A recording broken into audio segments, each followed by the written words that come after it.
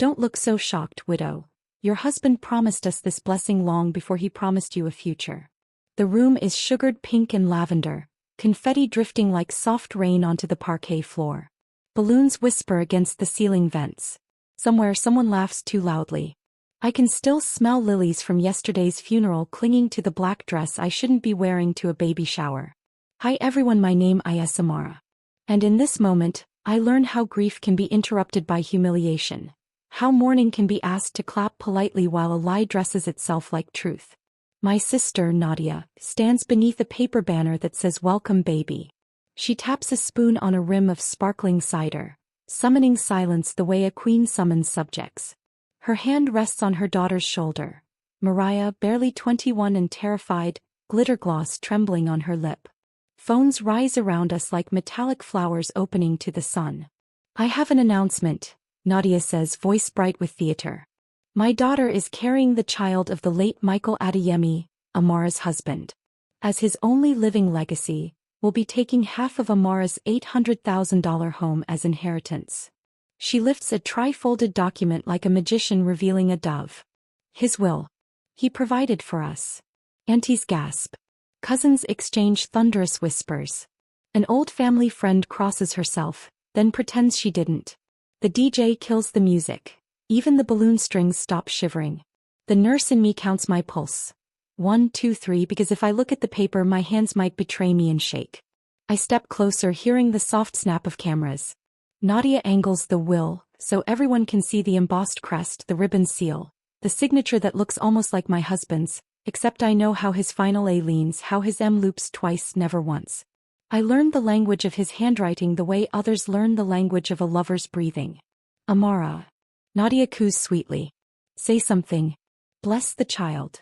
I swallow the heat clawing up my throat and smooth the funeral black fabric over my hips. My wedding band is cool, almost disinterested, as if metal can detach when family cannot. The cake knife on the dessert table glints in the light, a line of steel, thin and decisive. Oh, I say, because everyone is waiting. I see.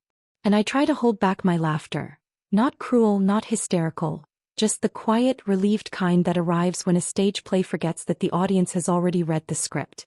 Because my husband left something for me too, something no one in this room knows, pressed flat in a sealed envelope inside my purse, and the truth inside it is about to rearrange every breath in this house. The silence after my words lingers like smoke. My laughter dies in my throat, but the trace of a smile remains on my lips. It unsettles them, because grief is supposed to break a woman, not sharpen her. Nadia blinks. You don't deny it, she presses, her eyes hungry for my collapse. Her daughter Mariah stares at the floor, her hand unconsciously covering her stomach as if to shield her unborn child from the weight of her mother's lie.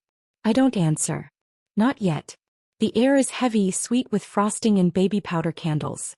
Every gaze in the room leans toward me, waiting for my explosion, waiting for tears or a fainting spell. But instead I let the silence stretch, tasting the power in it. My name is Amara, and I've learned silence is not weakness. It's an earthquake that waits for the right second to split the ground. I step forward, heels clicking against the polished wood, each sound like a countdown. I take the so-called will from Nadia's hand. Her fingers hesitate, then release it, certain she's already won. The paper trembles slightly in my grasp, but not from my hands. It's the forgery itself shaking. Thin ink copied strokes, the kind of lie that disintegrates when held too close to the light. I lift it high so everyone can see. My husband loved poetry, I say softly. He once told me that handwriting is a man's fingerprint on paper. His signature is as unique as his heartbeat. Nadia's smile falters. The guests murmur, unsure which way to lean. I don't rip the document, not yet. Instead, I fold it carefully, place it back on the table beside the cake knife, and smooth it flat as though it matters. Because the drama must build. Truth tastes sweeter when it's delayed. You said he left you half my house, I continue, my voice steady. But he left me something far greater.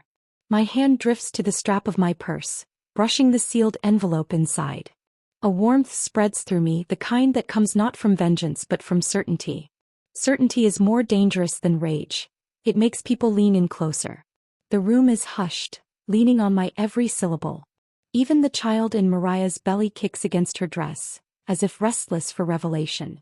My sister's eyes narrow, calculating whether I bluff or bleed. I let my gaze sweep across the crowd, the uncles, the aunts, the neighbors, all complicit witnesses. They came for a shower and stayed for a storm. Their breaths hitch waiting. And then finally I smile, not kindly, not cruelly, but with the quiet control of someone who knows she's holding the final act of the play. Because my husband's true will is in my purse, signed, notarized, witnessed, and it holds a line that Nadia never imagined. A line that does not just guard my house. A line that makes me the sole executor of everything. And suddenly the air tastes of thunder about to break. Nadia's painted lips curve back into a smirk, though her eyes betray the flicker of doubt. Executor of everything, she scoffs. Big words for a woman who couldn't even keep her husband faithful. Gasps ripple through the room, shocked, delighted, scandal-fed gasps. My grief becomes their entertainment, their guilty little feast. I breathe slowly, steadying the ache that rises in my chest. My fingers tighten on my purse strap, pressing against the hard edge of the envelope within. My lifeline. My proof. My salvation. Hi everyone, my name is Amara. And here's what they don't tell you. Betrayal doesn't announce itself like a storm. It creeps in during your weakest hours. Like today, when my heart is still raw with funeral hymns, and my sister twists the knife deeper, smiling as she does. But grief is a strange alchemy. It doesn't always destroy, it sometimes forges. And right now, as every pair of eyes weighs me down, I feel something solid harden inside me. I loved my husband, I say, not raising my voice. Just steady. Enough that the guests lean closer to catch it. And yes, he had flaws. We all do. But the truth. I pause, letting the tension pulse. The truth will not bend to your theater, Nadia. The words slice through the air, quiet but undeniable. Nadia laughs sharply, a brittle sound. Truth? You call that? She gestures at my purse. Truth? You're bluffing. That envelope could be a grocery list for all we know. The crowd chuckles nervously.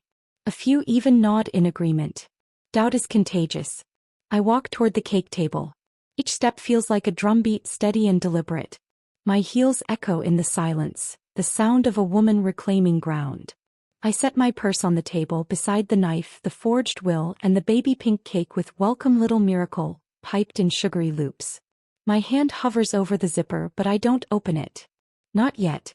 Timing matters more than truth itself. Instead, I lift my gaze, sweeping it across the crowd. Do you know what my husband whispered to me the night before he died? My voice softens, trembling just enough to draw them closer. He said, Amara, when they come for you, don't fight with rage. Fight with paper. Paper lasts longer than blood. The room chills. Even Nadia swallows hard. And as I finally rest my hand fully on the envelope, feeling its weight like destiny itself, I realize something. This is no longer about grief. This is about exposing how far betrayal can crawl before truth drags it into the light. Because when I unzip this purse, the game will end. And my sister will learn that paper cuts deeper than any blade. The zipper slides open with a whisper, soft yet deafening in the silence. All eyes lock on me, on that small, ordinary purse that now feels like a vault holding the fate of everyone in this room. I pull out the envelope, its seal unbroken, its weight heavy as though carrying every vow Michael and I ever exchanged. My thumb runs over the wax impression, the crest of the law firm embossed deeply. This isn't just paper. It's protection, foresight, a husband's last shield for his wife. Nadia's smirk cracks. A staged prop, she spits, though her voice falters. You can buy seals. You can forge anything. Don't think you'll humiliate me in front of my guests with tricks. Her daughter Mariah shifts uncomfortably, one hand pressed against her stomach. Her eyes don't meet mine. Guilt flickers in her gaze like a candle cornered by wind. I inhale, slow and deliberate. Hi everyone, my name is Amara. And here's the truth. Lies can dance for a while, but they stumble when the music cuts off. And tonight, I'm the one controlling the music. I turn the envelope toward the nearest guest. A cousin who always prided himself on sniffing out authenticity. His fingers tremble as he takes it, eyes widening at the embossed lettering.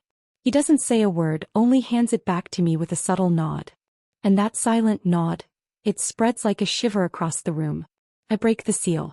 The rip echoes louder than any microphone. The paper unfolds, edges stiff, words marching across it in Michael's unmistakable strokes. My voice doesn't shake as I read aloud. I, Michael Adeyemi, declare my wife, Amara Adeyemi, to be the sole heir, executor and beneficiary of all my assets, properties and holdings. This will override all previous drafts. Gasps erupt, sharp as glass shattering. A few phones rise again, recording, immortalizing this moment. Nadia's face drains of color. But I'm not finished. I lift the paper higher, my voice calm but cutting. And here at the bottom, 3 signatures. His lawyer. 2 witnesses. All notarized.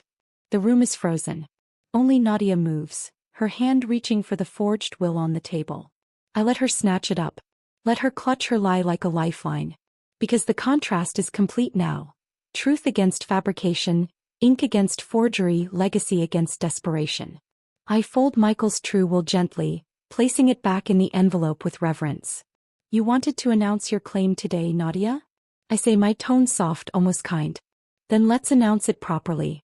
Because what you hold isn't a will. It's just wasted paper. Her lips part but no words emerge. The room stares at her, judgment heavy and unblinking.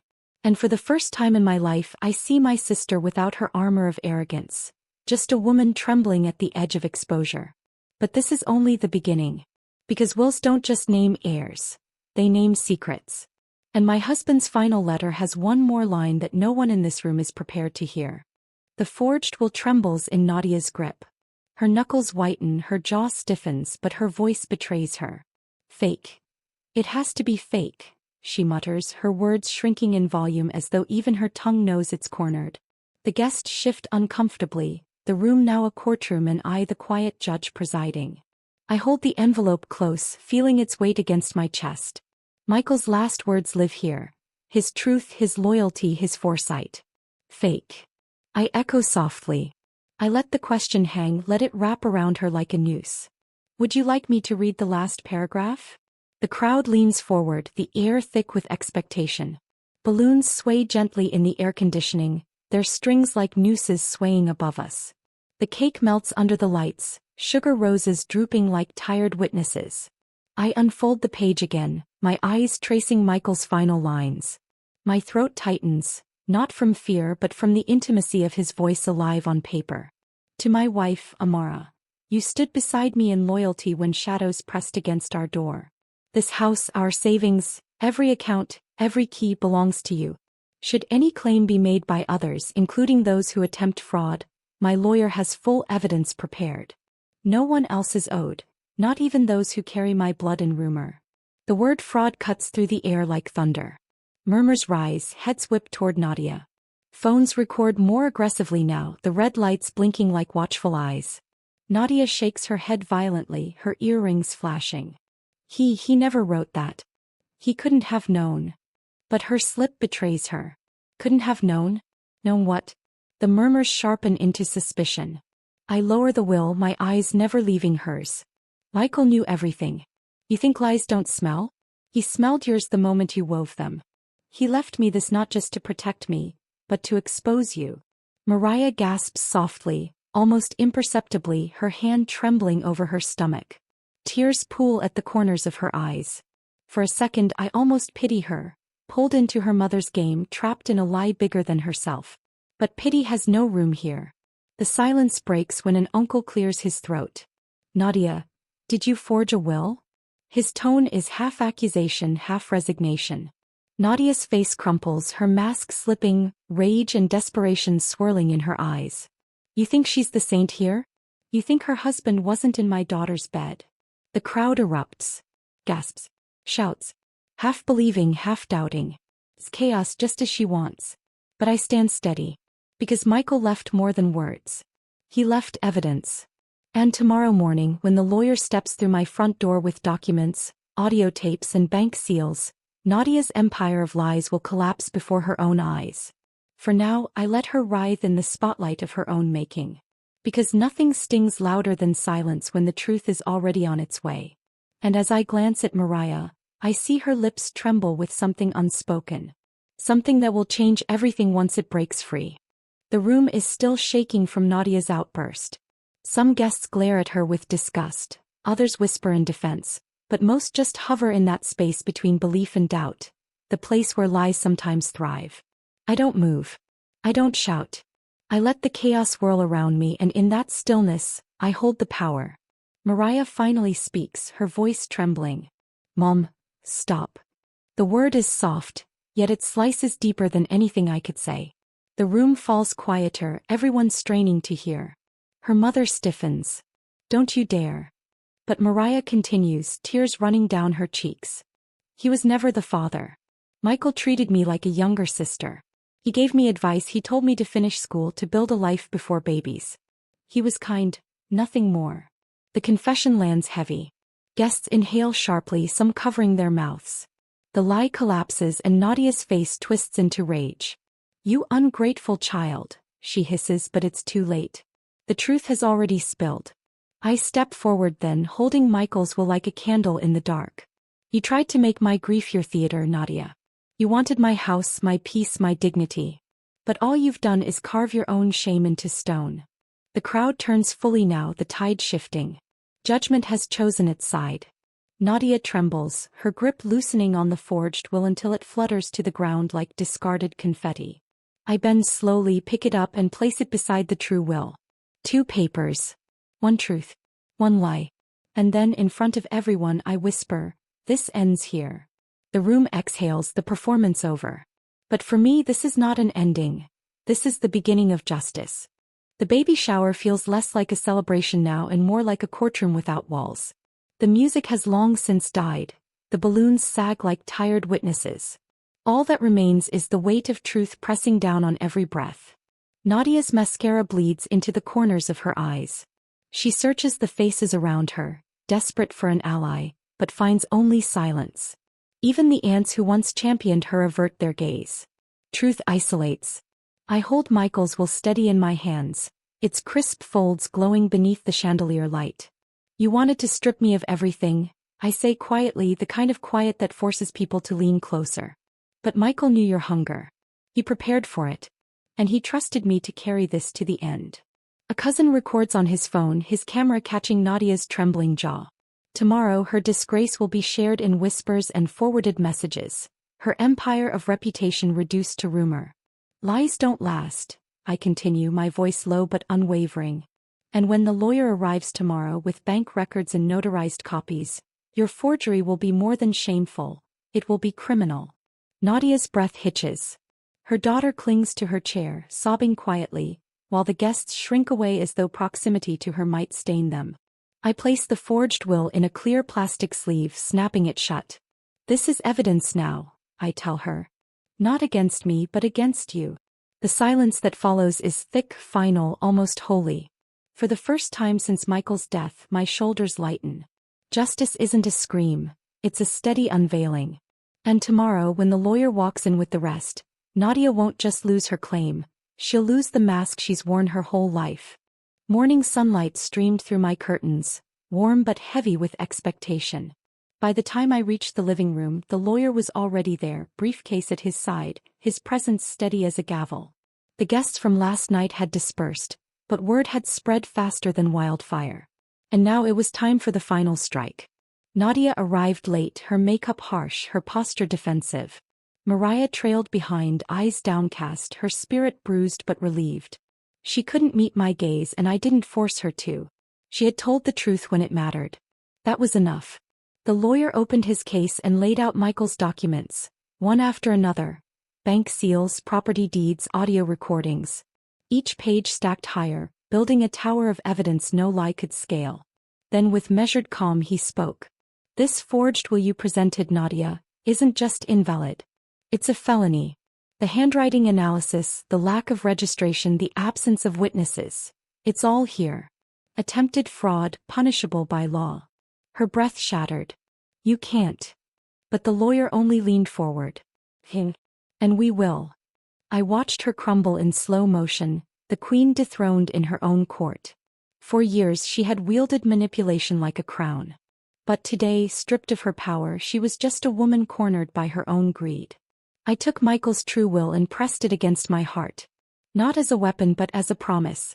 He had trusted me with this ending, and I had delivered it. The lawyer gathered the papers, nodding once to me. It was over. Nadia's final words were swallowed by silence. Mine were not. I whispered them softly with the calm of a woman who had endured and prevailed. Justice doesn't shout. It finishes.